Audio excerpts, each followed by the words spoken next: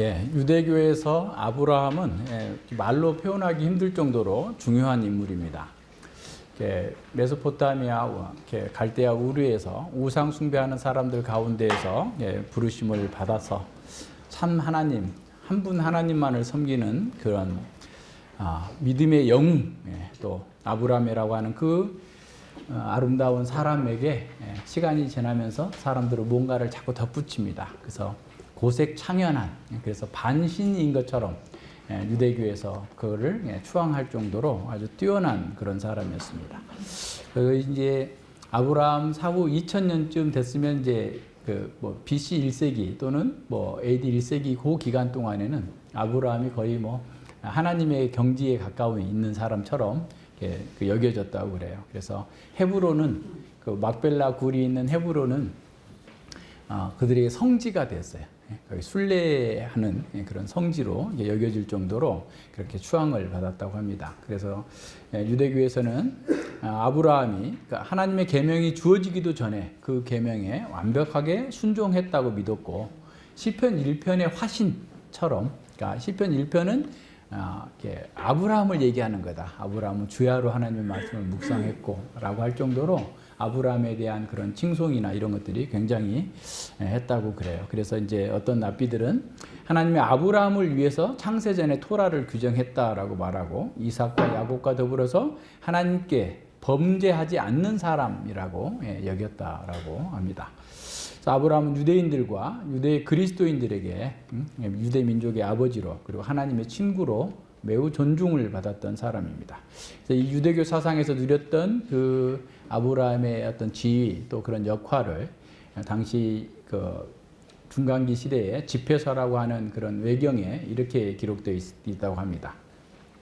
열국의 아버지인 아브라함은 자신의 영광을 흐리게 하지 않았다. 그는 지극히 높으신 분의 명령을 지켰으며 그분과의 언약에 들어갔다. 그분 하나님은 아브라함의 육체에 계율을 새겨 넣었으며 아브라함은 시험을 받을 때 그의 신실함을 드러냈다. 그러므로 하나님은 맹세로서 아브라함에게 그의 씨로 만국을 축복할 것이고 땅의 티끌처럼 그를 번성시키실 것이며 별처럼 그의 씨를 놓이겠다고 약속하셨다. 하나님은 그들에게 그들이 바다에서 바다까지 그리고 강에서 땅끝까지 상속하게 될 것이라고 약속했다라고 하고, 또 다른 중간기 문헌인 희년서에는 아브라함을 숭상하면서 이렇게 말했다고 그래요. 아브라함은 그가 주께서 한 모든 행동에서 완전했으며 그의 생의 모든 일에 걸쳐서 의로서 하나님을 기쁘시게 했다라고 얘기합니다. 또 다른 랍비의 글에서는 아브라함은 몰약 한 봉지다라고 얘기했는데, 몰약이 가장 탁월한 향료인 것처럼 아브라함도 모든 의인 중에 최고였기 때문이다라고 얘기를 했다고 합니다. 그래서 아브라함에 대한 이런 굉장한, 거의 우리나라로 따지면 세종대왕, 이순신, 그거에 플러스 더 큰 영향력을 갖고 있었던 아브라함을 들어서 바울은 지금 3장 21절 이하에서 쭉 이루어왔던 믿음으로 구원 얻는다라고 하는 것에 대표적인 예로서 이렇게 보여주고 있습니다. 그러니까 사람이 힘으로서가 아니라 하나님의 은혜로서만이 구원받을 수 있다라는 사실을 이 아브라함을 통해서 지금 변증해내고 있는 거죠. 4장 그 문맥을 보면 그 주보에 잠깐 표를 해놨죠. 3장 27절 이하 31절에 나와 있는 그 세 가지의 질문들에 대한 답변으로서 4장이 주어졌다라는 거죠. 그러니까 은혜로서 구원을 받았기 때문에 어느 누구도 자랑할 것이 없다 라고 하는 것을 4장 1절과 2절에서 아브라함은 자랑할 것이 없다라는 거고, 그리고 이렇게 사람은 율법의 행위가 아니라 믿음으로 의롭게 된다라고 하는 것을 지금 3절과 4장 3절과 12절에서 쭉 연결해서 보여주고 있고, 할례자나 무할례자나 다 믿음으로 하나님께 연합된다라고 했는데, 이제 할례자나 무할례자에는 다 아브라함처럼 믿음의 그 후손으로서의 그 구원받는 사람으로 연합된다라고 하는 것이 13절로 24절이 나와 있고, 4장 25절은 4장 전체의 결론일 뿐만 아니라 1장 16절 이하의 복음에 대해서 설명한 것에 대한 총체적인 결론으로 4장 25절이 주어졌다라고 하는 것을 이렇게 염두에 두면서 본문을 보면 좀 더 쉽습니다. 바울은 유대인들로부터 아주 어디서 복음을 전하든지 간에 항상 격렬한 반대에 부딪히곤 했죠. 심지어 보수적인 유대인들마저라도 또 그런 그리스도인들 또한 그러니까 예루살렘에 우리 사도행전 21장에 보면 율법에 열심히 있는 그리스도인들 수만 명이 있다. 그러니까 야고보가 너도 가서 너같이 뭐 율법을 폐한다는 소문이 막 온 지금 예루살렘에 다 퍼져 있는데 그렇지 않다라는 사실을 알리기 위해서라도 결례를 위해서 사람들을 데리고 가서 성전에 가서 제사를 드려라 라고 할 정도로 그 보수적인 유대인들 또한 굉장히 바울의 복음 전도 또 바울이 전하는 이 복음이 유대교에 가지고 있는 전통을 흔들고 있고 정말 하나님의 복음을 훼손하고 있다라는 식으로 계속해서 반대를 받아왔던 겁니다. 그래서 이제 그들이 주도한 내용들은 뭐냐면 당신이 말하는 그 칭의의 길은 구원의 길은 구약에서 하나님께서 그 백성들을 인도하는 길과 다른 길이다. 구약과 다른 지금 복음을 전하고 있는 거다. 그러니까 구약의 연속성으로서의 이 복음이 이렇게 확정돼야 되는데 당신은 구약과 다른 식의 복음을 전하고 있기 때문에 그게 위험하다라고 하는 것이 이제 여기저기서 들려왔던 거죠. 그래서 이 대적자들은 특별히 아브라함의 얘기들을 자신들의 신학을 세우는 데서 굉장히 유용하게 써먹었던 거죠. 왜냐하면 당시에 아브라함에 대한 그렇게 이해를 하고 있었기 때문에 아브라함에 대한 이해를 가지고서 바울을 계속해서 공격해 왔던 겁니다. 그래서 아브라함은 이런 상황에서 자신의 논쟁 상대가 가장 신뢰하는 그 아브라함의 믿음이 과연 어떤 거였느냐, 아브라함이 왜 하나님께 구원받았는 거냐, 아브라함이 도대체 어떻게 살았길래 하나님께서 그에게 복을 주셨는가에 대한 것을 성경을 가지고 재해석을 해주고 있어요. 그게 가장 중요한 논점입니다. 그러니까 근데 그것도 그냥 자기가 만든 자기 나름의 방식으로 성경을 해석한 것이 아니라 당시에 주류의 유대교의 학파인 힐렐 학파가 사용하고 있는 성경 해석의 7가지 원칙 중에 2가지를 들어가지고 그걸 사용해서 지금 아주 정밀하게 그 논증을 끌어가고 있어요. 그래서 정말 성경을 그들이 존중하고 있다면, 성경을 정말 이렇게 사랑하고 있다면, 성경의 완전성, 절대성을 믿고 있다고 한다면 바울의 논지에 반박할 수 없을 정도의 아주 뛰어난 수사학적 기법을 가지고서 그 문제를 풀어가고 있음을 우리는 봐야 됩니다. 그래서 이 이신치기의 구원의 방법은 구약 시대의 사람들에게도 똑같은 하나님의 방법이었다라는 거예요. 그러니까 구약에서는 행위로 구원을 받았고 율법을 지켜서 구원을 받았고 지금 예수님 와서는 이제 예수님을 믿기만 하면 구원받는 것이 아니고 구약 시대에도 믿음으로 구원을 받았다. 사실 논지는 그 내용이에요. 그 내용 하나를 지금 말씀하고 있는 겁니다. 그래서 오직 하나님께서 인간을 구원하시는 방법은 은혜의 언약 하나뿐이다. 과거나 현재나 미래나 어느 누구도 하나님의 은혜의 언약 가운데에서 그 언약의 방편들을 사용하시는 것으로 사람들을 구원하시는 거지 구약 따로 구원하고 신약 따로 구원하고 미래의 사람들 달리 구원하는 것이 아니다라는 거예요. 그래서 이런 면에서도 세대주의적인 성경 해석자들은 굉장히 잘못하고 있는 것들이 드러나고 있는 거죠. 그래서 아브라함은 구약의 핵심 인물이고 또 의의 화신처럼 추앙받고 있었어요. 그리고 유대인들은 그 아브라함을 경건한 삶의 하나의 모델로 삼고 있었습니다. 우리 창세기 12장 1절로 3절에서 본 것처럼 이스라엘의 기원이 바로 아브라함에게서 시작되었고 그래서 바로 그 아브라함은 바울은 의도적으로 아브라함을 제시하면서 어떻게 복음이 하나님께서 아브라함을 다루시는 것과 동일한 방식으로 구원을 주시는가, 하나님의 의를 나타내고 하나님도 의로우시고 그 다음에 믿는 자도 의롭게 하시는가에 대한 그 답을 찾아서 예시로 제시해주고 있는 겁니다. 그래서 아브라함과 또 다윗, 구약에서 가장 유명한 사람, 그러니까 우리 마태복음 1장에서 아브라함과 다윗의 자손 예수 그리스도의 세계라 족보다 이렇게 나오잖아요. 그러니까 구약에서 가장 유력한 사람 2사람을 들어서 그들 또한 우리와 동일하게 믿음으로 구원을 받은 거다라고 하는 사실을 아주 강력하게 논증해 내고 있어요.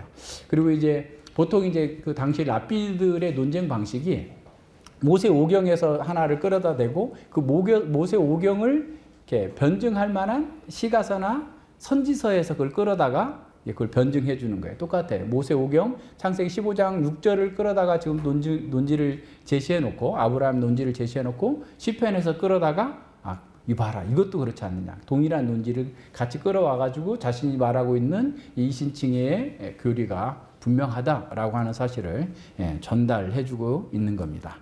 그래서 이제 앞서 얘기한 것처럼 그 세 가지 질문에 대한 답을 주는 방식으로 이렇게 주어지고 있음을 이렇게 보게 됩니다. 계속 그리고 이제 이제 그 당시 랍비들이 사용하고 있는 이런 어떤 그 뭐랄까 수사학적 기교인데요. 그 랍비들뿐만 아니라 그리스나 헬라 또 로마의 철학자들도 그와 같은 방식으로 사는데 어떤 본받아야 되거나 피해야 될 어떤 본보기로서 중요한 인물을 강조하거나 의미심장한 이야기들을 재진술해 줌으로써 거기에서 어떤 교훈을 얻자고 하는 거죠. 우리가 지난번에 우리 생명나무학교에서 플루타르크의 영웅전을 읽었는데 그 플루타르크의 영웅전에서 그냥 우리는 그냥 역사책이라고 생각하고 봤지만 실제로 그 플루타르크가 제시하고자 하는 것은 이런 시대에 이렇게 사람이 양심적으로 살고 깨끗하게 살고 의롭게 살았다. 그러니까 지금 너희들 어떻게 살아야 되겠느냐 그 얘기하고 있는 거거든요. 그게 이제 파라데이그마라는 말이에요. 그러니까 어떤 파라는 옆에다 두다. 데이그마 어떤 사람을 옆에다 두고 우리를 비춰보라는 거예요. 그러니까 지금 아브라함이라고 하는 파라데이그마를 세워놓고 아브라함 또한 이랬으니 지금 우리 또한 그래야 된다. 그것이다. 라고 하는 방식으로 그런 수사학적인 방식으로 지금 바울은 그 유대인들의 논리를 이렇게 바꿔나가고 있는 게 어떻게 보면 뒤집어 버리고 있는 거죠. 그 상황들을 나타내고 있습니다. 그 1절과 8절의 논증은 4단계로 이루어지고 있는데 1절과 2절에서는 앞서 얘기한 것처럼 3장 27절로 28절에서 진술된 누구도 자랑할 수 없다. 그러니까 그 자랑할 수도 없다는 거예요. 27절 보세요. 그런즉 자랑할 데가 어디 있느냐? 있을 수 없느냐라 무슨 법으로냐 행위로냐? 오직 믿음의 법으로다. 그러니까 어느 누구도 이렇게 하나님께서 주신 그 구원받은 그 은혜로 구원받았기 때문에 스스로 자기가 잘났다고 자랑할 수 없다. 그러니까 아브라함도 자랑할 수 없는 사람이다. 거기에 우선 포함이 되는 거죠. 3절은 아브라함이 믿음으로 의롭다 하심을 얻은 데에 대한 그 성경의 증거를 인용하고 있는 거죠. 그래서 이제 성경이 무엇을 말하느냐? 그러니까 성경을 너희들이 어떻게 해석하느냐? 성경에서 무엇을 읽느냐? 성경을 너희가 어떻게 암송하느냐? 다 외우고 있는 사람들이에요, 이 사람들. 그러니까 모세오경을 다 외우고 있다는 전제예요. 그래서 누가복음에서도 보면 너희가 성경을 어떻게 읽느냐라고 나오고 예수님께서 마태복음 23장에서도 성경을 어떻게 읽느냐라고 하시지만 이렇게 다 암송했느냐 그 말이에요. 그러니까 그 아람어로서는 암송했느냐라는 말인데 암송하고 있는. 그리고 다 암송하고 있는 것을 들어서 얘기하는 거죠. 그래서 4절과 5절에서 경건치 아니한 자를 의롭다 하시는 그 하나님의 은혜가 바로 아브라함에게도 의로 여기심을 받은 바 되었다라고 하는 거예요. 그래서 어떤 행위도 아브라함의 그 생애 속에서 들어갈 자리가 없다라고 얘기하는 겁니다. 그리고 마지막 6절과 8절에서는 사하심을 받는다라는 말로 그 여기심을 받는다라는 말이 여러분 잘 보세요. 그 여기심다 3절에도 여기심바라는 말이 3절과 8절에 6번이나 나와요. 11장, 여기 4장에서는 11번이나 나옵니다. 이게 로기조마이라는 말인데 그 말을 또 아주 수사학적으로 사용하고 있어요. 그래서 그 수사학적인 방법들을 통해서 그들이 가지고 있는 어떤 오류들을 이렇게 드러내면서 다윗도 이와 같은 방식으로 말했다라고 얘기하고 있습니다. 그래서 그 내용들을 한번 좀 전체로 보면서 보겠습니다. 1절과 2절 먼저 봅니다. 그런즉 육신으로 우리 조상된 아브라함이 무엇을 얻었다 하리요? 만일 아브라함이 행위로서 의롭다 하심을 얻었으면 자랑할 것이 있으려니와 하나님 앞에는 없느니라 그랬어요. 그러니까 아브라함 또한 자랑할 것이 없다라는 거예요. 그러니까 이제 앞에서 쭉 이렇게 3장 24절 이하에서 쭉 나왔던 정말 오직 은혜로 말미암아서 구원을 얻는다. 값없이 의롭다함을 얻었다라고 하는 그 사실에 대해서 반론을 펴고 있는 그 사람들에게 어느 누구도 스스로 자기 행위로 구원받은 사람이 없다라는 사실을 얘기하고 있는 거예요. 그래서 이제 1절은 이렇게 해석해야 됩니다. 그런즉 우리 조상된 아브라함이 육신으로 말미암아 무엇을 얻었다 하리오라고 그랬어요. 그러니까 육신으로 우리 조상된 것이 아니라 우리 조상된 아브라함이 육신으로 뭘 행해서 뭘 얻었느냐 이 말이에요. 그죠? 무슨 말인지 아시겠죠? 그래서 그렇게 된다면 이 육신이라는 말, 사르크스라는 말은 영적인 원리에 반하는 모든 인간적인 자랑과 또 방식, 인간의 행위 원리들을 다 포함하는 거죠. 그렇다면 우리 조상 아브라함이 인간적인 방식으로 자기 행위로 무엇을 얻었느냐라는 말이에요. 아무것도 없다라는 말을 어떻게 보면 내포하고 있는 디아트립의 방식인 거죠. 예. 그러니까 문답식의 방식이에요. 그래서 2절에서 또 얘기하고 있는 게 만일 아브라함이 행위로서 의롭다 하심을 얻었으면 자랑할 것이 있으려니와 하나님 앞에서는 없다. 그러니까 무슨 아브라함이 뭘 해가지고 하나님 앞에서 인정받을 수 있는 것은 하나도 없었다라고 얘기하고 있는 겁니다. 그러니까 아브라함의 사람됨과 그가 행한 것을 근거로 해서 하나님 앞에서 그가 의롭다함을 받았다고, 그래서 하나님께서 그를 받아줬다고, 말도 안 되는 소리다라는 거예요. 그가 하나님의 친구가 되고 하나님께 복을 받은 것은 그의 성품이 착했고 그가 착한 행실을 했기 때문에 그랬다고 생각하느냐? 결코 그렇지 않다라고 선언하고 있습니다. 만약에 그렇게 했다면 아브라함은 자랑할 것이 있어야 되는 거죠. 내가 이렇게 했으니까 너희들도 따라서 해봐 라고 말할 수 있어야 되는데 그렇지 않다라는 겁니다. 그래서 이미 앞서 말하고 있는 것처럼 3장 27절에서 말하고 있는 대로 이신칭의 이호, 믿음으로 인한 구원을 얻는다라고 하는 것은 사람의 모든 자랑, 인간의 모든 자랑을 배제한다라는 사실을 보여줍니다. 그래서 유대인들은 이런 그 원리가 가장 경건한 삶의 모델로 추앙되고 있었던 아브라함에게도 적용된다고? 아브라함은 그러지 않지 않느냐? 예외자이지 않느냐라고 말하는 사람들에게 아니다. 아브라함도 예외가 될 수 없다라고 주장하고 있는 거예요. 왜 그래요? 3장 23절에서 모든 사람이 죄를 범하였으며 하나님의 영광에 이르지 못하더니 아브라함도 죄를 범해서 하나님의 영광에 이르지 못한 상태에 있었던 거야. 그가 무슨 행위로서 구원을 받을 수 있었다고 그러니? 라고 지금 얘기하고 있는 겁니다. 그래서 이 모든 면에서, 그래서 이제 하나님 앞에서 어떤 형태로든지 간에 구원받는 길은 오직 하나님의 은혜밖에는 없다. 은혜 언약 안에서만 있을 수 있다라고 얘기합니다. 그래서 로이드 존스 목사님은 이렇게 말씀하세요.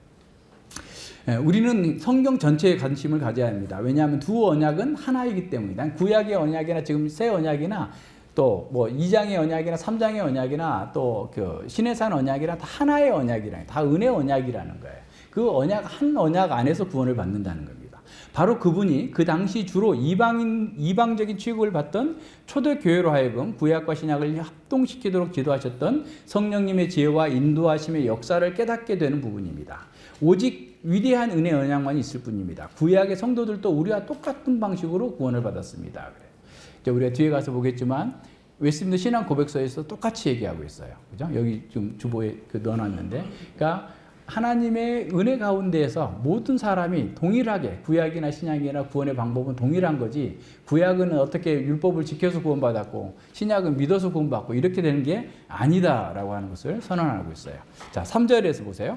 3절에서 바울은 창세기 15장 그 6절을 인용하면서 아브라함과 하나님의 관계, 그리고 아브라함의 의로운 지위 그 자체도 믿음으로 말미암았다라고 선언하고 있습니다. 그래서 바울은 유대인들이 절대적으로 신뢰하는 바로 그 성경을 근거로 해서 해요. 그래서 이제 우리 웨스트민스터 신앙고백서 1장 그 10항에서도 교회의 모든 문제들, 또 교리적인 모든 문제들 또한 성경이 유일무이한 기준이다라고 선언합니다. 자, 신앙의 문제들의 논란을 결정하고 종교회의 모든 결정과 옛 제자들의 의견과 인간의 교훈과 개인적인 영들을 시험할 때 최종 선고를 내리시는 최고의 재판관은 오직 성경 안에서 말씀하시는 성령님 뿐이시다. 그러니까 어쨌든 유대인들은 성경의 절대성, 성경의 어떤 진리를 무효하다는 사실들을 본인들이 그렇게 주장하고 믿었었고 있기 때문에 성경을 근거로 해서 성경이 무엇을 말하느냐라는 것으로 시작하고 있는 거죠. 그러면서 아브라함이 하나님을 믿었을 때 그것이 하나님께서 의로 여기지 않았느냐라고 선언하고 있는 거예요.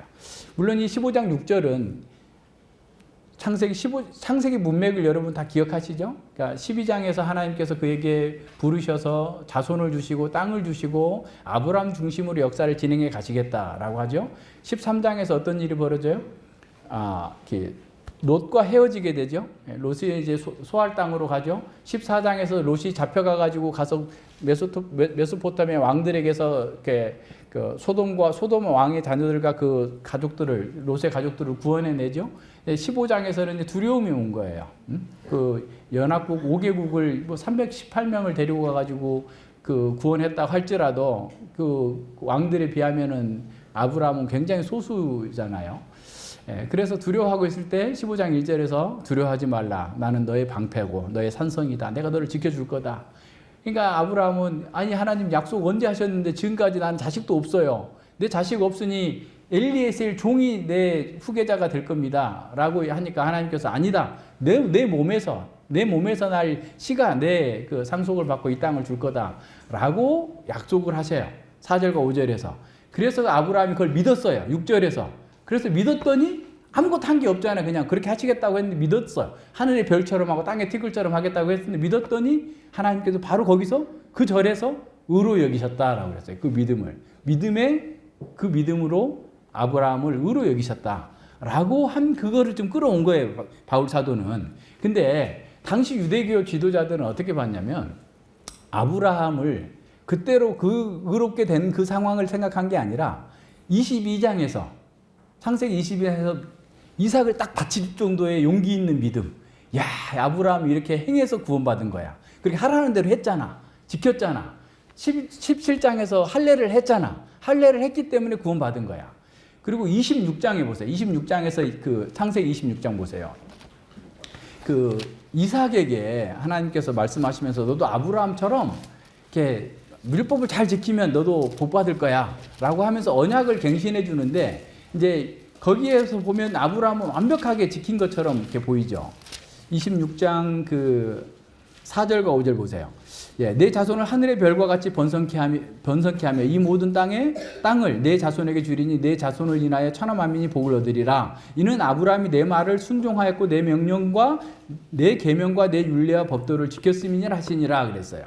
자, 이것은 언약의 의무를 계속해서 너도 그렇게 지켜야 된다라는 그런 표현인데 이런 어떤 표현들을 가지고서 유대교의 해석들은 어떻게 했냐면 아브라함 봐라 이렇게 완벽하게 지켰기 때문에 의인이 된 거야. 그래서 우리도 하나님 앞에서 율법을 잘 지켜야 의인이 되는 거야 라고 가르쳤던 거예요. 물론 유대교에서 언약과 율법에 대한 순종을 떼고 말할 수 없어요. 무슨 말인지 알겠죠? 그러니까 유대교가 한번 생각해 보세요. 성전이 주전 587년에 완전히 멸망당하고 다 흩어져 가지고 회당에서 예배를 드리고 율법을 가지고 이렇게 지내다가 다시 돌아와서 성전 안에서 계속 그 지키는 거 한 뭐 500년 동안 500여 년 가까이 사람들은 계속해서 율법을 따라 살아야 된다. 안식일을 지켜야 된다. 할례를 행해야 된다. 온갖 고난과 고통 가운데서도 그걸 지켜내기 위해서 목숨을 걸고 싸워왔던 그런 사람들이에요. 그런 사람들이 그 눈으로 보니까 또 더군다나 예수님과의 그 논쟁했던 바리새인들은 늘 싸웠던 게 그런 거잖아요. 어떻게 하면 율법을 더 잘 지킬 수 있을까에 대한 수많은 규정들을 또 만들어 놔요.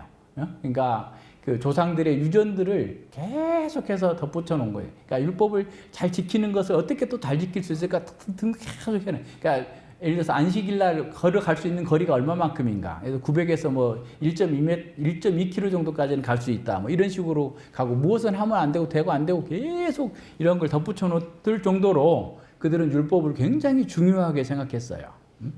그래서 그들은 아브라함은 율법이 주어지기 전에 살았지만 율법을 완벽하게 지켜서 살았다라고 그렇게 믿었던 겁니다. 그래서 이제 유대교 자료인 레위기 라바라고 하는 책에는 이렇게 기록되어 있어요. 아브라함은 토라 전체를 성취했다. 아브라함이 내 목소리를 청종했고 나의 책망과 나의 계명, 나의 계율, 나의 법을 지켰으며 순양을 제물로 드렸기 때문이다. 라는 방식으로 그러니까 아브라함을 신격화하는 거예요. 그러면 하나의 모델화하는 거죠. 이런 상황에서 지금 이제 똑같이 파라데이그마를 사용하는데 유대인들은 그거를 아브라함을 그냥 온전한 완벽한 사람으로 해놨다고 한다면 오히려 바울은 동일한 방법을 가지고 아브라함도 경건치 않은 자로서 그가 믿음으로써 구원받은 거다라고 하는 사실을 계속 지금 그 반대로 바꿔서 지금 해석해주고 있는 그 상황들을 보게 됩니다. 자, 보세요. 바울은 아브라함에 대해 말할 때 아브라함이 율법을 지키려는 모든 노력에 대해서는 아예 말을 안 해버려요. 별개로 하고 하나님의 언약 안에서 약속에 대한 반응을 어떻게 했느냐, 하나님의 언약의 반응을 어떻게 했느냐에 대한 초점을 맞추는 거예요. 그것이 또한 어떤 면에서 이 유대교의 해석의 어떤 그 굉장히 중요한 그 방식이에요. 그러니까 다시 말하면 바울 사도는 의로움과 믿음에 대한 탁월한 예로 아브라함을 사용하면서 유대교의 해석의 법칙을 사용하는데, 그게 이제 그 유대교 힐렐이 만들었다고 하는 그 유대교가 성경을 해석하는 7가지 방법 중에 2가지를 사용하는데, 그 7번째 법칙 중에 하나가 다바르 할라메드 메인 야노라는 건데, 이건 무슨 말이냐면 뭐 어려운, 그건 다 잊어버려도 되고, 말씀은 문맥에 의해서 결정해야 된다. 문맥에 따라서 해석해야 된다는 거예요. 우리 종교개혁 시대에 성경 해석의 원리와 똑같잖아요. 그 사람들도 아무렇게나 막 해석하는 사람들이 많은 거예요. 그러니까 하나님의 말씀은 그 문맥에 따라서 해석을 해야지 문맥으로 벗어나면 안 된다라는 방식의 그런 해석을 한 거죠. 그러니까 아마도 바울은 그 힐렐의 손자인 가말리엘의 제자였잖아요. 가말리엘 밑에서 이런 유대교의 해석 방법들이 아주 능통하게 배우고 그렇게 해석하는 연습들을 했을 거예요. 그러나 이제 그렇게 잘 못하다가 어떻게 보면 예수님을 만나고 난 다음에 눈이 다시 열려서 이제 새롭게 보게 된 거죠. 그래서 이제 이 해석이 사실은 이 4장 전체를 쭉 이렇게 가고 있어요. 다시 말하면 아브라함이 지금 이렇게 의롭다함을 받고 난 후에 이런 일이 벌어진 것이지, 이런 일을 해가지고 의롭다고 칭함을 받는 게 아니지 않느냐라고 하는 내용으로 지금 그들의 논리를 깨뜨리면서 이 이신칭의 복음을 드러내고 있는 겁니다. 자, 보세요. 하나님께서 아까 얘기한 것처럼 창세기 15장 4절과 5절에서 이미 약속을 주셨죠. 근데 그 약속을 자기가 들었을 때 믿었고, 그리고 그 믿은 것을 하나님께서 의롭다 하셨어요. 그리고 이제 4장 10절부터 22절에 쭉 나오는 것은 뭐냐면, 아브라함이 그런 상황을 묘사하면서 바울은 의식적이든 무의식적이든지 간에 창세기 문맥을 따라서 해석하고 있어요. 그죠? 그래서 다시 말해서 아브라함이 의롭게 된 것이 할례 받았기 때문이냐, 할례 받기 전이냐?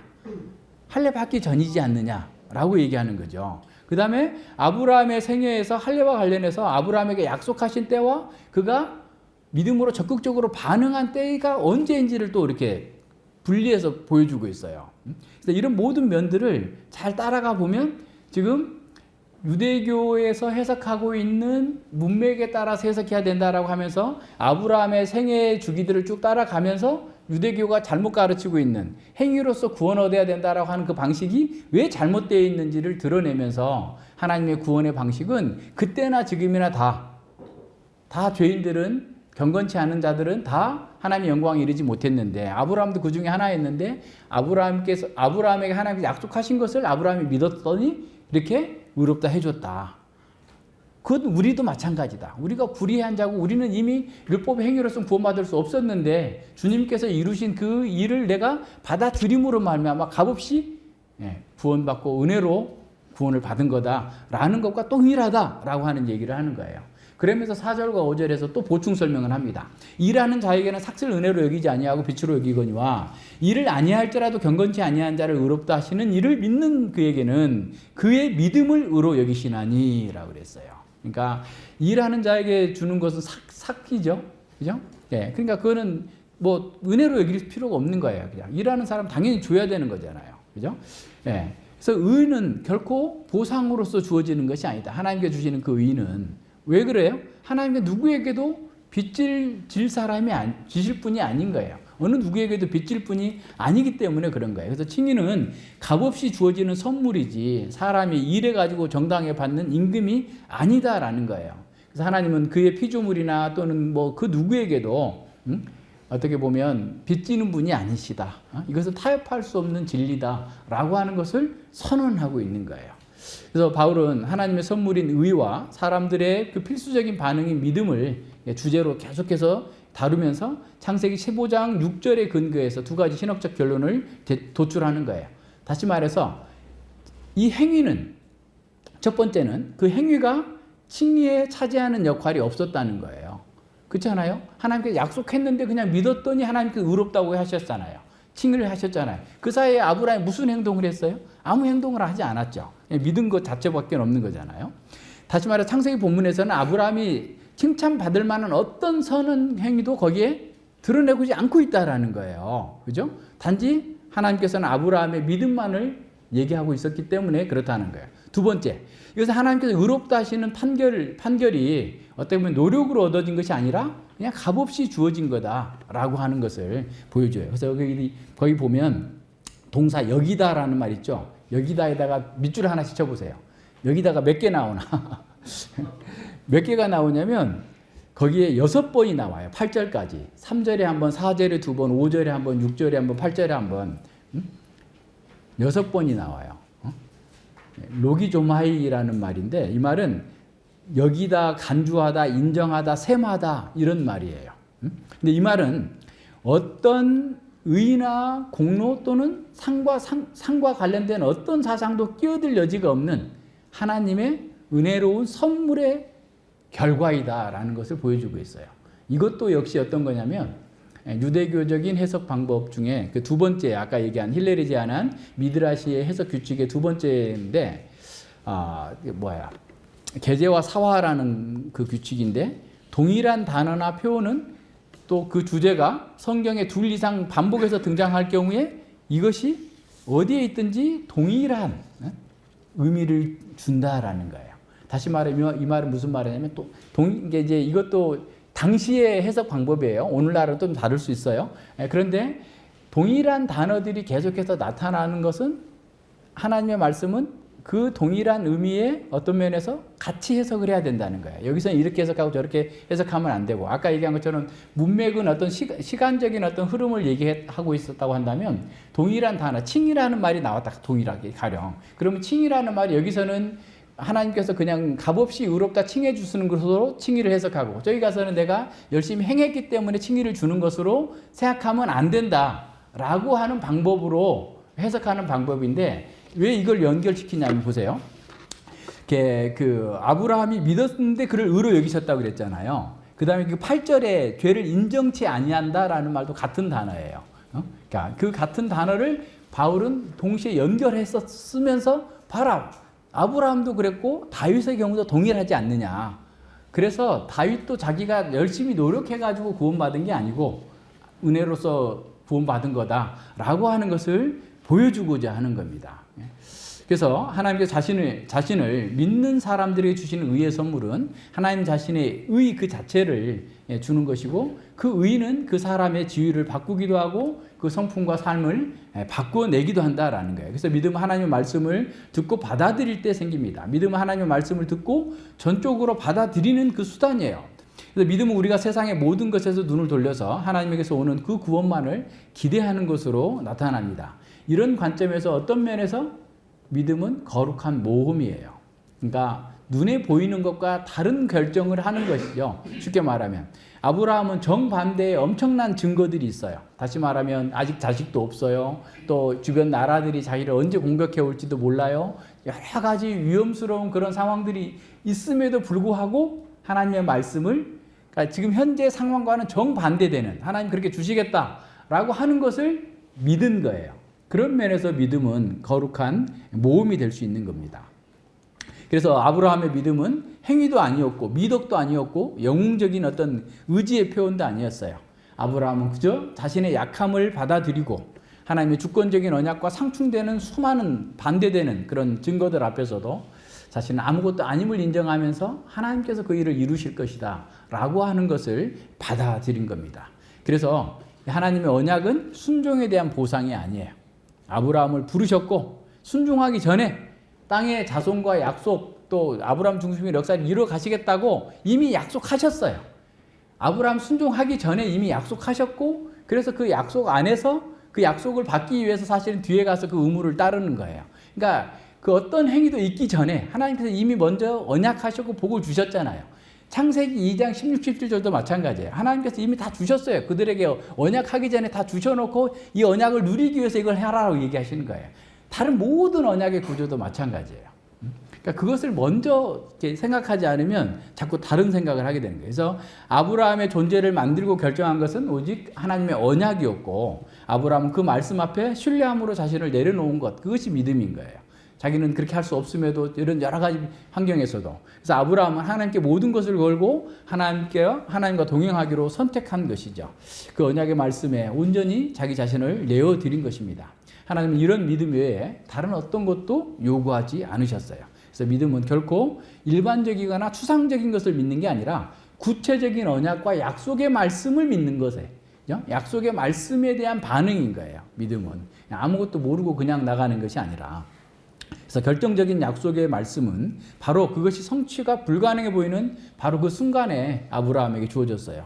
근데 아브라함은 정확히 바로 그때 그걸 믿었고, 하나님께서 이 세상 가운데에서 진정으로 하나님만이 이 역사의 주관자시고 창조주다라고 하는 사실을 그가 믿음으로 드러낸 겁니다. 그래서 바울은 이런 아브라함도 우리와 똑같은 방식으로 의롭다함을 얻었다라는 사실을 선언하는 거예요. 그래서 여기서 아브라함의 믿음은 단지 자녀를 주시고 땅을 주시는 것 그 이상의 의미를 하는 거예요. 다시 말하면 뭐예요? 하나님께서 아브라함에게 동일한 방식으로 구원을 주시겠다고 하는, 믿음으로 믿는 자들에게 구원을 주시겠다고 하는 것들을 따라서 믿는 거죠. 그러니까 경건치 않는 자를 의롭다 하시는지를 믿는 그 사람에게 하나님께서 그 믿음을 의로 여기시고 구원하시겠다고 하는 것을 이렇게 분명하게 보지 못했을지라도 멀리서 보고 그걸 인정하고 받아들인 겁니다. 요한복음 8장 56절에 보면 너희 조상 아브라함은 나의 때 볼 것을 즐거워하다가 보고 기뻐하였느니라 그랬어요. 자, 그럼 정리해 보면 아브라함은 우리와 똑같은 방식으로 행위나 어떤 공로로서가 아니라 믿음으로 말미암아 구원을 얻었다라는 사실을 선언하고 있습니다. 그래서 아브라함은 명백하게는 아니지만 그의 후손, 또 그의 후손을 통해서 메시아를 통해서 자신의 구원이 달려 있다라는 것을 알았을 것이에요. 그리고 아브라함뿐만 아니라 구약 시대의 모든 하나님의 백성들도 바로 이것을 바라고 기다리면서 하나님의 때를 기다렸던 거죠. 그래서 이 모든 것들, 그래서 아까도 그 4절에서 이미 설정해 놓은 일반적인 원리가 어떤 거예요? 일하는 자에게는 그 삭슬 은혜로 여기지 않는 것처럼, 의무로 여기는 것처럼 일상생활에서 뭐 하나님께서 우리에게 뭔가를 주시겠다라고 약속하시고 그것을 내가 해가지고 그걸 받아냈다고 한다면 그것은 자기 의의가 되고 자기 자랑이 될 수 있지만, 하나님께서 전혀 그런 요구를 하지 않는 상황에서 그걸 이렇게 그 행위가 없는 상황에서 그를 구원해 주시겠다고 하신 것을 믿은 것을 하나님께서 의로 여기셔서 그에게 은혜 주셨다라는 거죠. 그러니까 일로 주어지면 보수가 주어지고 그 보수는 당연히 그렇게 줘야지 마땅하는 거죠. 근데 어떤 거예요? 믿음으로 주어진 거죠. 근데 그 믿음으로 주어진 것을 의로 여겨주시는 거예요. 그게 하나님의 지금 방식이고 아브라함이 경험한 것이고 우리가 그걸 경험하는 겁니다. 그래서 일을 아니할지라도 경건치 아니한 자를 의롭다 하신 자를 믿는 그 자에게는 그 믿음을 의로 여기신다라고 하는 거예요. 그래서 하나님께서 의롭다고 인정받을 만한 사람들을 의롭게 여기시는 것이 아니라 여전히 죄 가운데 빠져서 경건치 않는 자들에게 의롭다 하시는 겁니다. 그래서 인간은 하나님께서 기뻐하시는 어떤 일도 하지 않았고 할 수도 없는 그 상태에서 이런 칭의를 받았다라는 겁니다. 아브라함도 본성적으로 불경건한 자였습니다. 그도 죄를 범하였기 때문에 하나님의 영광에 이르지 못하는 사람이었어요. 그런 아브라함을 하나님께서는 의롭다 하신 겁니다. 자, 이런 논리는 우리에게는 굉장히 익숙하지만 당시 유대교 사람들에게는 이거 엄청난 폭탄 같은 얘기입니다. 말도 안 되는 거예요. 어떻게 그럴 수 있느냐라는 거죠. 유대교에서는 이미 아브라함이 죄가 없는 존재였고 거의 신격화된 그런 존재였는데 그 완전한 율법의 사람으로 시편 1편의 화신처럼 그렇게 여겼는데 그렇게 그 바울이 해석하는 것은 그래서 어디를 가든지 반대에 부딪힐 수밖에 없었던 거죠. 그런 세계관을 갖고 있는 사람들 속에서. 그죠? 그래서 바울은 이런 어떤 그 은혜냐 보상이냐의 그 관계를 메울 수 없는 거다, 있을 수도 없는 거다라고 얘기하면서 자신이 어떻게 보면 행위를 의지하고 자기가 뭔가를 할 수 있다고 하는 사람들은 자신이 죄 아래에 있다라는 것을 인정하지 않는 거예요. 3장 9절에서 얘기하는 것처럼 유대인 헬라인이나 다 죄 아래에 있다라고 하는 것이 다 성경이 말하고 있는 기본적인 선언인데 자기가 죄 아래에 있지 않다라고 하면 혹시라도 그렇게 말할 수 있겠지만 그렇지 않으면 다 동일하다라는 거예요. 그래서 하나님의 은혜와 하나님의 주권을 부정하면서 하나님을 인간의 명분과 인간의 도덕 체계에 따라서 반응하는 어떤 우상의 신처럼 여기는 것은 하나님을 모독하는 행위다라고 하는 사실을 곁들여서 얘기하고 있는 겁니다. 그래서 칭의는 전적으로 하나님의 행위입니다. 인간의 행동을 기초한 것은 아무것도 없어요. 칭의는 하나님께서 불경건한 사람들에게 무죄 판결을 내리고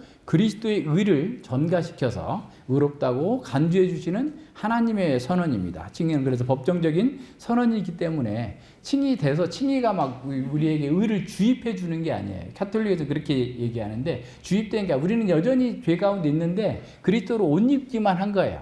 이제 입었으면 그 다음부터 이제 바뀌는 것은 그 다음 단계예요. 그래서 칭의 전에도 얘기한 것처럼 제로섬으로 따지면 안 된다는 거야. 그죠? 그러니까 100이라고 해놓고 하나님의 은혜가 100이야.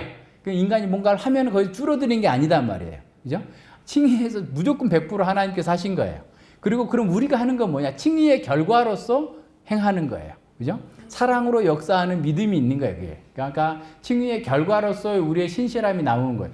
하나님의 신실함에서 우리의 신실함을 목표로 하나님의 의가 복음에 나타났다고 그랬으면 하나님의 의를 입은 사람들이 우리의 그 하나님의 신실한 것처럼 우리의 신실한 삶으로 나타나는 거예요. 그렇게 가도록 이루어지고 있기 때문에 그것을 반대하는 사람들은 오히려 하나님의 의를 이렇게 부인하는 셈이 되는 것을 이렇게 기억해야 됩니다. 그래서 그리스도 의를 입어서 하나님께서 우리가 그리스도 안에서 의롭다라고 선언해 주는 것이 칭의다라는 거예요. 자, 그러면서 이제 6절과 8절에서는 바울은 다윗도 동일한 내용을 말했다라고 얘기합니다. 그래서 아까 얘기한 것처럼 시편을 인용한 것은 구약의 어떤 그 재판정에서 늘 두 사람의 증인이 있어야 되고 모세 오경을 확정하기 위해서 시가사나 예언서를 들어서 그 진리를 확정했던 것처럼 다윗의 그 예를 들어서 자신의 그 논지를 좀 더 분명하게 보여주고 있는 거죠. 이것도 역시 그 아까 얘기했던 미드라시의 어떤 유대인의 해석 방식에 따른 유사한 본문을 찾아서 이렇게 하는 겁니다. 여기서도 똑같이 그런 아까 로기오 조마이라는 말이 사용됐어요. 여기다, 세마다, 인정하다 이런 말이죠. 그래서 6절에 보면 6절을 직역하면 이렇게 됩니다. 그래서 다윗도 하나님께서 행위와 상관없이 의롭다 하시는 사람의 행복을 이렇게 노래했다. 그러니까 행위와 상관없이 다윗도 의롭다 하시는 그 하나님의 의롭다 하시는 사람의 행복에 대해서 이렇게 노래했다라고 얘기하는 거죠. 그러니까 바울은 자신만 칭의교를 말하는 것이 아니라 다윗도 똑같은 내용을 얘기했다라고 하면서 시편 32편을 인용하고 있는 거예요. 그래서 그 불법을 사하심을 받고 그 죄를 가리우심 받는 자는 복이 있고 주께서 그 죄를 인정치 아니할 사람은 복이 있도다 함과 같으니라라고 선언하고 있어요. 이것도 좀 쉽게 설명한다면 해석 번역하면 이렇게 되는 거죠. 행복하여라. 불법을 용서받고 죄가 덮어진 사람들. 행복하여라. 주께서 그 죄를 헤아리지 않는 사람들. 그 죄로 여기지 않는 사람들. 셈하지 않는 사람들. 그 말이에요. 그래서 다윗은 하나님께서 그 죄를 인정하지 않는 사람이 복이 있다라고 말했습니다. 하나님은 그 사람의 죄를 그에게 계산에 넣지 않고 멀리 동이서에서 먼 것처럼 옮기셨어요. 물론 예수 그리스도의 구속 사역에 근거해서 옮기신 거지만 그리고 그 죄를 가리우고 그 죄를 사해 주셨습니다. 그래서 아브라함의 칭의는 다윗이 경험한 것과 동일한 거다라는 사실을 기억해야 됩니다. 그래서 다윗은 성경에서 용서받은 죄인들 중에서 가장 특출한 사람이죠. 왕이었고 정말 경건한 사람이었고 뛰어난 사람이었음에도 불구하고 넘어졌고 그리고 1년 동안이라 정말 뼈가 다 삭는 그런 고통을 겪다가 나단 선지자의 그런 책망을 통해서 회개하고 돌이켜서 지금 이 은혜를 깨닫고 노래했던 사람으로서 특출한 사람입니다. 그래서 다윗의 말은 성경에서 말하고 있는 것도 바로 그런 거다라는 겁니다. 그래서 다윗은 행함이 없이 칭의를 받은 두 번째 증인이다라고 선언하고 있는 거죠. 그래서 다윗은 율법의 위반자로서 어떤 면에서 말하고 있는 거죠. 그러므로서 다윗에게 있어서 행함은 율법에 대한 순종의 행위가 아니라 율법을 거스린 무법한 행위, 불의한 행위들을 얘기하고 있는 겁니다. 그래서 자신의 그 행위를 통해서 주어지는 그 어떤 의를 얻고자 하는 사람들은 여전히 죄와 진노를 초래하는 율법의 작용을 이해하지 못하고 있는 것이다 라는 사실을 보여줍니다. 그래서 3장 20절에서 율법의 행위로는 그 앞에서 의롭다 하심을 얻을 육체가 없다 라고 얘기했고 4장 15절에도 한번 보세요. 4장 15절에서도 보면 만일 율법에 속한 자들이 후사하면 믿음은 헛것이 되고 약속은 폐하여졌다. 그러니까 율법의 행위로서 뭔가를 이루겠다고 하면 그건 있을 수 없는 일이다라는 거예요. 그래서 행함이 없이 의로 여김을 받는 것은 다름 아닌 죄 용서인 거죠. 그러니까 죄가 가리우심을 받는 겁니다. 죄가 계산되지 않는 거죠. 그래서 보응과 처벌이 있어야 할 곳에 받을 자격이 없는 하나님의 호의가, 하나님의 자비가 우리에게 주어진 겁니다. 그래서 우리의 인격을 압도하는 이 죄의 굴레에서 벗어날 수 있는 길은 하나님께서 이루신 그 구속 사역을, 그리스도께서 이루신 그리스도를 속죄소로 세우시고 그 속죄소 안에서 화목을 이루시게 하는 그 하나님의 사역을 내가 믿음으로 받아들이는 거예요. 그 하나님의 사역을 받아들임으로써 우리는 이 죄의 굴레에서 해방되고 새로운 생명의 길로 나아갈 수 있는 겁니다. 믿음 안에서만 우리는 하나님께 나아갈 수 있고 그분께 영광을 돌릴 수 있습니다. 아브라함의 경우와 같이 시편의 그 확대된 문맥은 의로 여기심이 단순한 선언이 아니라 효력 있는 말씀이라는 사실이 드러나게 됩니다. 다시 말해서 시편에서 죄 용서는 몸과 마음이 치료되었고 그 고통의 때에서 구원해주고 하나님의 인도로, 하나님의 그 사랑 가운데로 온전히 자기가 회복되었음을 노래하고 보여주고 있어요. 그래서 결과적으로 의롭다 여기시는 것은 어떤 면에서 생명을 재창조하시는 하나님의 복이 우리에게 와 있는 겁니다. 그래서 시편 32편이 묘사하고 있는 그 모든 유익은 결국 죄 용서, 죄를 가리우심, 그리고 의롭다 여김을 받는 것으로서 새로운 생명이 시작되었다라는 사실을 보여줍니다. 자, 그래서 우리가 하나님과 화해를 이루는 칭의의 첫 단계는 우리의 죄가 그리스도에게 전가되어서 그리스도께서 우리를 위하여서 십자가에서 죽으신 겁니다. 그러니까 우리의 죄가 그리스도에게 전가되고 그리스도께서 십자가에 죽으셔야만 우리의 죄가 사라지는 거예요. 두 번째 단계는 그리스도의 의가 우리에게 전가가 돼요. 그리스도의 의가 우리에게 들어왔어요. 그래서 베드로는 이렇게 표현하고 있어요. 베드로전서 2장 24절에서 친히 나무에 달려 그 몸으로 우리 죄를 담당하셨으니 이는 우리로 죄에 대해서 죽고 의에 대하여 살게 하려 하심이라 그랬어요. 주님께서 우리를 위하여서 죽어주셨어요. 그래서 우리가 죄에 대해서는 죽고 의에 대해서는 살게 되었다라는 겁니다. 하나님께서 왜 그렇게 하셨나요? 고린도후서 5장 21절에서 하나님이 죄를 알지도 못하신 자로 우리를 대신하여 죄를 삼으신 것은 우리로 하여금 저의 안에서 하나님의 의가 되게 하려 하심이라 그랬어요. 우리가 하나님 안에서 새로운 생명의 길로 나아갈 수 있도록, 다시 말하면 노마서의 표현대로 하면 우리도 신실하게 되도록 하기 위하여서 그렇게 살게 하신 거예요. 그래서 구원받은 그리스도인은 바로 이것을 깨달은 사람입니다. 그래서 이 진리를 깨달은 사람은 전력을 다해서 하나님을 기쁘시게 하려고 최선의 삶을 사는 거죠. 그러나 그것마저도 자기 스스로를 구원해내는 것은 아닙니다. 진정한 성도는 자신이 어떤 행위도 의지하지 않아요. 그러니까 자기는 오직 하나님의 은혜입니다. 아무리 큰 일을 했어도 다 내가 아니라 하나님의 은혜가 그렇게 했다라고 선언하면서 사는 겁니다. 그래서 어떤 것도 자랑할 것이 없는 거죠. 그래서 벨직 신앙고백서, 웨스트민스터 신앙고백서 아주 잘 정리해 놨으니까 그냥 한번 쭉 읽고 마치겠습니다. 벨직 신앙고백서 22조에는 그리스도를 믿는 믿음을 통한 우리의 칭의입니다. 우리가 이 위대한 신비에 대한 참된 지식을 얻도록 성령께서 우리 마음속에 참된 믿음을 일으켜 주심을 믿습니다. 그러니까 이 믿음 또한 선물이죠. 은혜로 말미암아서 우리가 믿게 된다라는 거예요. 이 믿음은 그리스도의 모든 공로로 함께 예수 그리스도를 받아들이고 그리스도를 우리 자신의 소유로 삼고 그리스도 외에 다른 어떤 것도 구하지 않는 겁니다. 그러니까 믿음이라는 것을 정의하는 게 이렇게 하는 거예요. 그러니까 아까 아브라함이 수많은 반대의 그런 증거들이 가득 찼음에도 불구하고 하나님의 언약을 붙들었던 것처럼 우리도 수많은 반대, 그리스도 아닌 다른 것들을 붙들고자 하는 그 수많은 반대들, 그런 증거들, 장애물들이 우리 속에 있음에도 불구하고 예수 그리스도를 붙잡는 것, 그것이 믿음이다라는 거예요. 왜냐하면 우리가 우리의 구원을 위하여 필요로 하는 모든 것이 그리스도 안에 있지 않다고 하든지 혹은 모든 것이 그리스도 안에 있다고 하면 믿음을 통하여 예수 그리스도를 소유한 사람이 완전한 구원을 받는다고 하든지가 반드시 따라와야 하기 때문이니까 둘 중에 하나라는 거죠. 이럴 수도 있고 저럴 수도 있는 게 아니고, 그러므로 그리스도만으로 충분하지 않고 그리스도의 다른 무엇이 필요하다고 주장하는 것은 엄청난 불경죄입니다 라고 그랬어요. 왜냐하면 그렇게 결론을 내리면 그리스도께서는 반쪽짜리 구주에 불과할 것이기 때문에 그렇습니다. 그러니까 이런 식의 그 잘못된 오류들을 우리는 배척합니다. 그러므로 우리는 바울과 함께 사람이 의롭다 하심을 얻은 것은 율법의 행위에 있지 않고 오직 믿음으로 되니라 라고 분명하게 말합니다. 동시에 엄격히 말하자면 우리는 믿음 그 자체가 우리를 의롭게 해주는 것과 같은 그런 뜻으로 말하지 않습니다. 그러니까 믿었기 때문에 우리가 의롭게 됐다. 믿음에 또 어떤 포인트를 두면 안 된다는 거예요. 왜냐하면 믿음은 우리가 그리스도를 우리의 의로 받아들이는 사용된 방편일 뿐입니다.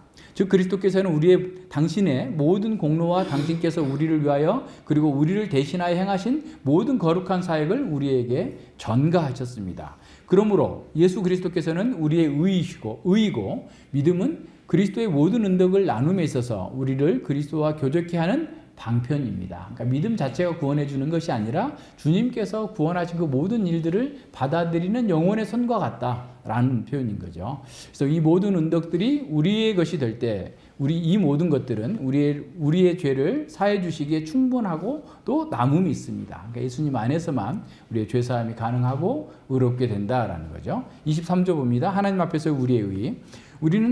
우리는 우리의 행복이 예수 그리스도로 말미암아 주어지는 우리의 죄의 용서에 있고 다윗과 바울이 우리에게 가르치고 있는 바와 같이 하나님 앞에서 우리의 의가 그 죄의 용서에 있다는 것을 믿습니다. 다윗과 바울은 일할 것이 없이 하나님께 의로 여기심을 받은 사람의 행복에 대하여 선포합니다. 사도는 또한 우리가 그리스도 예수 안에 있는 구속으로 말미암아 하나님의 은혜로 값없이 의롭다 하심을 얻었다라고 말합니다. 그러므로 우리는 항상 이 확고한 근거를 붙들어야 합니다. 우리는 하나님께 모든 영광을 돌려야 하고 하나님 앞에 스스로 겸손해야 하고 우리가 어떤 존재인지를 스스로 깨달아야 합니다. 우리는 자신을 위하여 어떤 것 혹은 우리의 공로를 주장하지 않고 오직 십자가에 못 박히신 예수 그리스도의 순종만을 신뢰하고 의지해야 합니다. 그리스도의 순종은 우리가 그리스도를 믿을 때 우리의 것이 됩니다.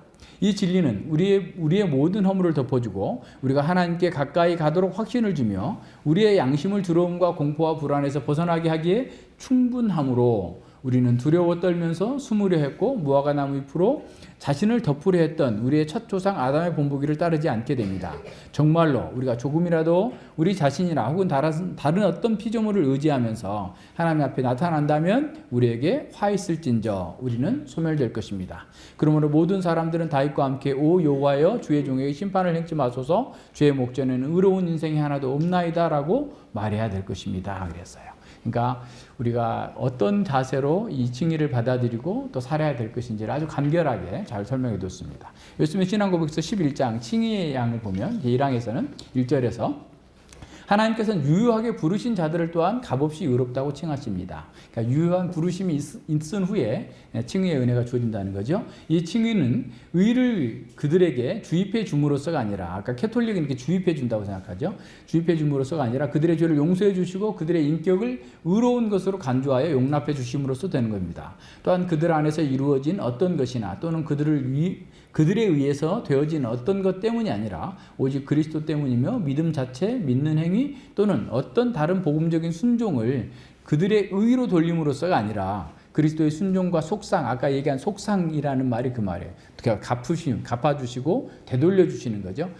속상을 그들에게 돌림으로써 부르심을 입은 그들은 그리스도와 그의 의를 믿음으로 받아들이고 의존할 때 의롭다함을 받은 것이다. 그 믿음은 그들 자신에게서 나온 것이 아니고 그것은 하나님이 주시는 선물입니다 라고 얘기하고 있죠. 2절에 보면 이와 같이 그리스도와 그의 의를 받아들이고 의존함에 있어서 믿음은 칭의의 유일한 방편입니다. 그렇지만 믿음은 의롭다함을 받은 사람 안에서 단독적으로 있는 것이 아니라 언제나 모든 다른 구원의 은사들을 수반하고 있으며 그것은 죽은 믿음이 아니라 사랑으로 역사하는 믿음이다. 그러니까 구원의 황금 사슬처럼 그죠? 부르심을 받았으면 영화에 이르기까지 그 모든 단계 속에서 믿음이 이렇게 존재하는 것이고, 그 믿음은 그냥 죽어 있고 아무 활동도 하지 않는 것이 아니라 사랑으로 역사하는 신실함으로 드러나게 되어 있다라는 말입니다. 3절에서 그리스도께서는 그가 순종하시고 죽으심으로써 이같이 의롭다함을 받은 모든 사람들의 빛을 완전하게 갚아주시고 그들을 위하여 자기 아버지의 공의에 대해 합당하고 참되고 충분한 속상을 드렸습니다. 그렇지만 그들을 위해서 그리스도께서 아버지로 말미암아 보냄을 받으셨고 그들 대신으로 그의 순종과 속상이 받아들여졌으며 또한 이 모든 것이 그들 안에 어떤 것 때문이 아니라 값없이 되어진 것이기 때문에 그들의 칭의는 오직 값없이 은혜로 되어진 것입니다. 이로써 하나님의 엄정한 공의와 그의 풍성한 은혜가 죄인들을 의롭다 하시는 가운데에서 나타나도록 하셨어요. 그러니까 예수 그리스도를 아들을 치시기까지 하나님은 공의로우신 분이에요. 그런데 그 아들 안에서 우리를 받아주시기까지 사랑하시는 분이에요. 그래서 공의와 사랑이 그 안에서 드러났다라는 말씀이죠. 4절에서 하나님께서는 영원부터 택함받은 모든 사람들을 의롭다 하시려고 작정하셨습니다. 그러니까 그런 칭의나 믿음이 어디서 왔느냐? 계속 거슬러 올라가 보면 하나님의 작정, 선택하심이 있었기 때문이다라는 거죠. 그리고 그리스도께서는 때가 참에 그들의 죄를 위하여 죽으시고 그들을 의롭다 하시기 위하여서 다시 살아나셨습니다. 그렇지만 그들이 의롭다함을 받은 것은 성령께서 때를 따라 실제로 그리스도를 그들에게 적용시키실 때에 비로소 가능한 거다라는 거예요. 이게 객관적으로 주어졌어도 성령께서 우리에게 각기 찾아오셔서 주관적으로 적용하실 때 그 일이 이루어진다는 거죠. 5절에서 하나님께서는 의롭다함을 받은 자들의 죄들을 계속해서 용서해 주십니다. 그리고 그들의 칭의의 상태에서 결코 전락할 수는 없지만 그들의 죄들로 말미암아 하나님의 부성적인 노를 살 수 있게 되며 그들이 자신들을 낮추어 그들의 죄를 고백하고 용서를 구하며 그들의 믿음과 회개를 새롭게 하기 전에는 그들을 향한 하나님의 노여움이 풀리지 않게 될 거다. 그러니까 뭐 은혜로 구원 받았으니까 아무렇게나 살아도 되겠거니 라고 하면서 계속해서 죄를 짓게 된다면 하나님의 언약적 진도가 계속해서 있을 거라는 거예요. 그러니까 그렇게 하지 말고 어떻게 하라고? 빨리 회개하고 돌이켜서 온전케 되라는 거죠. 자, 이제 6절에 보세요. 구약 시대의 성도들의 칭의는 신약 시대의 성도들의 칭의와 모든 면에서 똑같다라는 거예요. 이런 면에서 하나님의 구원의 방식은 동일하다. 그래서 아브라함의 믿음은 그 자녀를 주시겠다, 땅을 주시겠다, 아브라함 중심으로 역사를 진행해 가시겠다는 것뿐만 아니라 이렇게 구원해 주시겠다라는 것 또한 믿은 거다라는 것을 기억해야 됩니다. 그러니까 아담이 믿었을 때 자기 아내를 믿고 자기 아내의 이름을 하와라고 지어주는 것도 믿음의 행위인 거예요. 3장 15절에서 말씀하신 그 구원 은혜 언약을 받아들이는 것의 어떤 실질적인 결과인 것이죠. 같이 기도하겠습니다.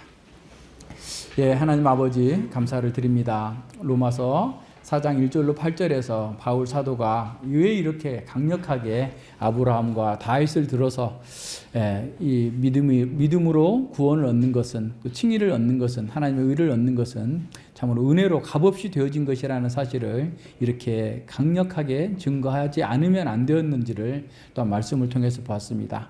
또한 저희들 자신 또한 하나님께서 우리에게 주신 그 은혜보다도 마치 우리가 무엇인가를 더 보태서 또는 세상의 어떤 것을 의지해서 그것을 더 잘 이루겠다고 하는 어리석은 생각들이 늘 우리 앞에 엎드리고 있는 것을 보게 됩니다.